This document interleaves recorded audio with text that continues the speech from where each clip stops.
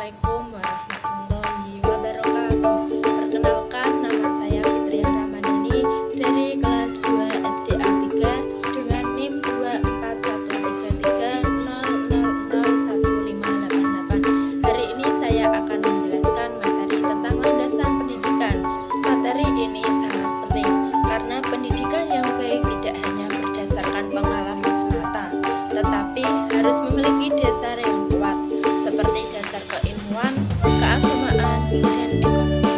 Sebelum masuk ke jenis-jenis landasan, mari kita pahami tentang mengapa pendidikan butuh landasan.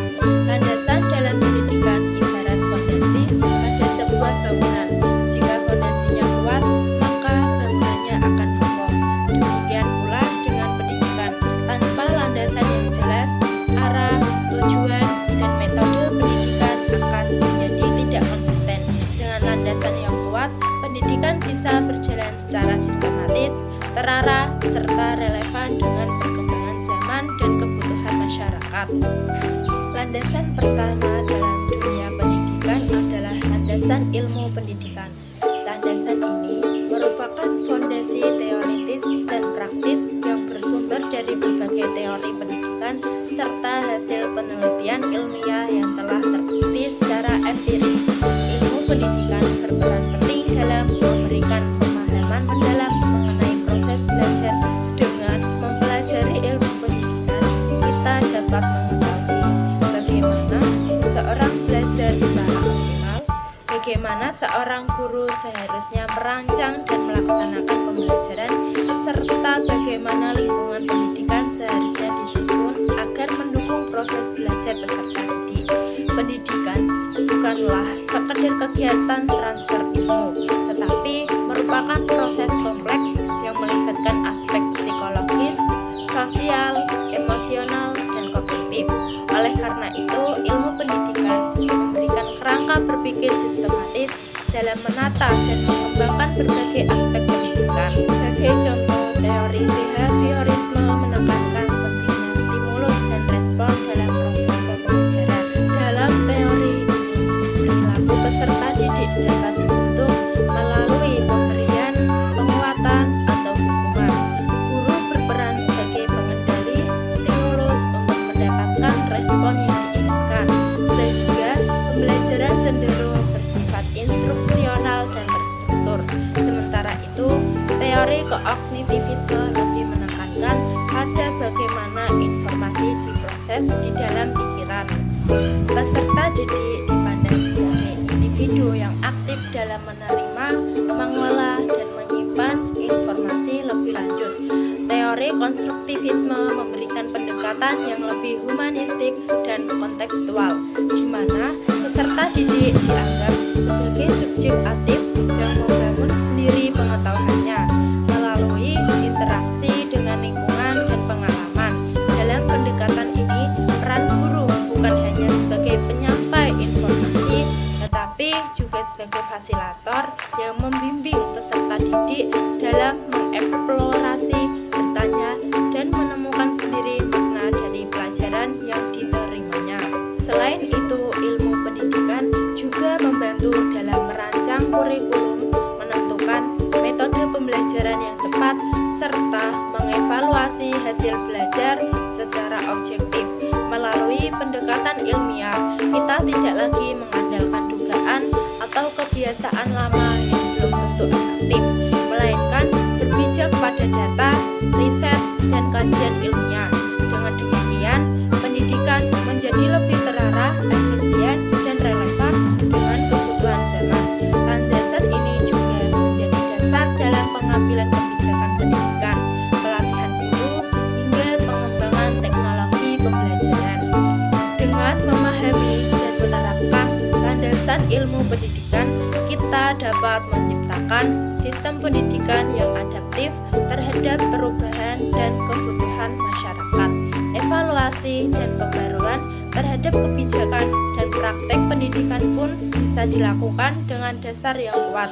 Misalnya, ketika sebuah metode pengajaran tidak lagi relevan dan tidak efektif, kita dapat merujuk pada penelitian terbaru untuk mencari solusi atau pendekatan baru. Oleh karena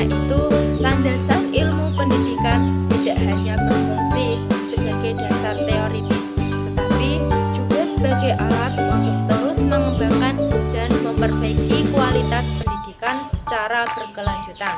Pendidikan yang bermutu hanya dapat dicapai bila setiap keputusan dan praktiknya didasarkan pada pemahaman ilmiah yang mendalam, bukan semata intuisi atau kebiasaan. Landasan yang kedua adalah landasan yuridis atau dasar hukum. Landasan ini merupakan dasar legal yang mengatur seluruh aspek pendidikan secara resmi melalui peraturan perundang-undangan. Pendidikan tidak dijalankan secara sembarangan, melainkan berada dalam kerangka hukum yang tegas dan mengikat. Hal ini bertujuan agar semua proses, kebijakan, dan praktik pendidikan di Indonesia memiliki kepastian hukum, keselarasan dengan nilai-nilai konstitusional, serta perlindungan terhadap hak dan kewajiban. Dasar hukum utama dari pendidikan nasional di Indonesia tertuang dalam Undang-Undang Dasar Negara Republik Indonesia tahun 1945, khususnya pasal 31 yang menyatakan bahwa setiap warga negara berhak mendapatkan pendidikan. Pasal ini menunjukkan bahwa pendidikan adalah hak asasi setiap warga negara yang wajib dipenuhi oleh negara sebagai bentuk tanggung jawabnya kepada rakyat. Landasan yuridis sangat penting dalam menjaga keadilan dan kesetaraan dalam dunia pendidikan.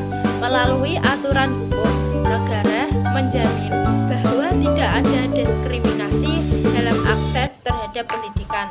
Anak-anak dari semua latar belakang ekonomi, sosial, budaya, atau agama berhak untuk memperoleh pendidikan yang layak. Guru sebagai pendidik juga memiliki hak atas perlindungan profesi, pengembangan kompetensi, dan kesejahteraan yang diatur oleh hukum. Lembaga pendidikan, baik negeri maupun swasta, memiliki kebijakan dan batasan yang ditentukan oleh hukum, sehingga kualitas dan arah pendidikan tetap berada dalam koridor yang telah disepakati secara nasional. Landasan yuridis menjamin bahwa pendidikan di Indonesia bukan hanya berjalan sesuai idealisme, tetapi juga berdasarkan aturan hukum yang kuat dan mengikat. Landasan ini memastikan bahwa semua pihak peserta didik, pendidik, lembaga pendidikan, dan pemerintah memiliki hak, kewajiban, serta perlindungan yang diatur secara adil dan proporsional. Dengan demikian, keberlangsungan dan kualitas pendidikan nasional dapat terjaga dan ditingkatkan secara berkelanjutan dalam bingkai negara hukum. Landasan yang ketiga adalah landasan religius. Landasan religius merupakan salah satu fondasi penting dalam sistem pendidikan di Indonesia sebagai negara yang berdasarkan Pancasila, khususnya sila pertama yakni ketuhanan yang Maha Esa. Indonesia menjadikan nilai-nilai agama sebagai salah satu unsur utama dalam kehidupan berbangsa, termasuk dalam dunia pendidikan. Pendidikan di Indonesia tidak hanya berfungsi untuk mencerdaskan secara intelektual, tetapi juga bertujuan membentuk manusia yang berakhlak mulia, berbudi pekerti luhur, dan menjunjung tinggi nilai-nilai spiritual.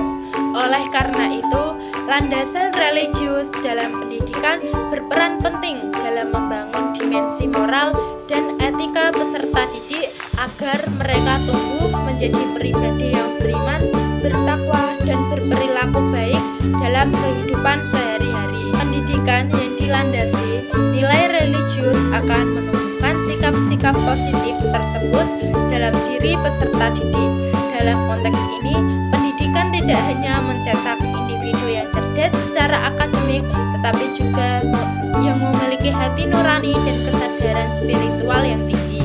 Landasan religius juga berfungsi sebagai pengendali moral dalam menghadapi perkembangan zaman yang semakin kompleks. Di tengah kemajuan teknologi, globalisasi, dan berbagai tantangan sosial, peserta didik harus memiliki dasar iman dan nilai religius yang kuat agar tidak mudah terpengaruh oleh hal-hal negatif. Pendidikan yang berlandaskan agama mampu memberikan fondasi tokoh untuk membentuk karakter dan kepribadian anak bangsa. Bahkan, pendidikan religius seringkali menjadi benteng utama dalam mencegah kenakalan remaja, kekerasan di sekolah, penyalahgunaan narkoba, hingga radikalisme. Hal ini menunjukkan bahwa pendidikan tidak boleh hanya mengandalkan logika dan rasionalitas saja, tetapi harus diimbangi dengan nilai-nilai ilahiyah yang mengarahkan perilaku manusia ke arah yang baik. Implementasi nilai religius dalam dunia pendidikan di Indonesia tidak hanya terbatas pada pembelajaran di kelas, khususnya pada mata pelajaran agama. Nilai-nilai religius juga dihidupkan dalam berbagai aktivitas sekolah, baik yang bersifat formal maupun non-formal. Contohnya adalah kegiatan rutin seperti berdoa sebelum dan sesudah pelajaran, pelaksanaan upacara bendera yang mengandung nilai hormat dan syukur kepada Tuhan, kegiatan keagamaan seperti pesantren kilat, retret rohani, peringatan hari besar keagamaan, hingga pembiasaan sikap santun dalam berinteraksi antar warga sekolah. Bahkan dalam interaksi sosial sehari-hari antara siswa dengan guru, antar sesama siswa maupun dengan tenaga kependidikan. Nilai-nilai religius terus ditanamkan agar tercipta suasana yang harmonis, damai, dan penuh rasa hormat. Landasan yang keempat dalam pendidikan adalah landasan ekonomi. Landasan ekonomi yang menegaskan bahwa pendidikan dan pembangunan ekonomi saling berkaitan erat dan tidak dapat dipisahkan.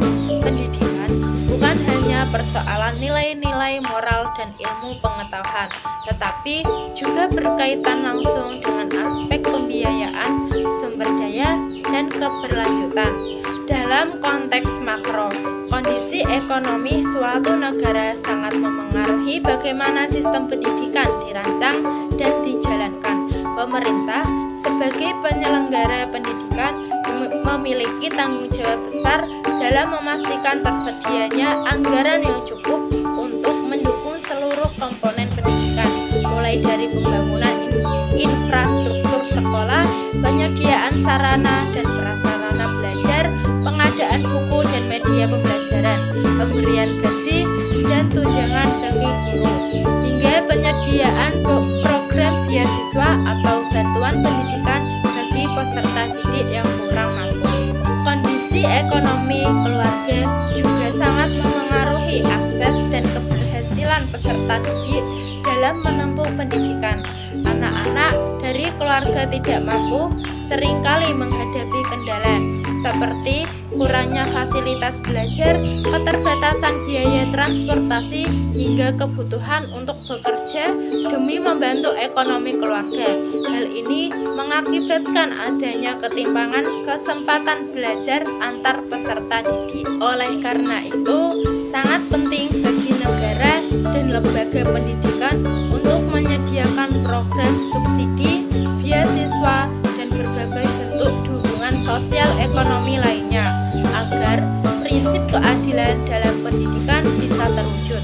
Pendidikan harus dapat diakses oleh semua kalangan tanpa diskriminasi berdasarkan status ekonomi. Landasan ekonomi dalam pendidikan adalah aspek yang sangat vital dan strategis.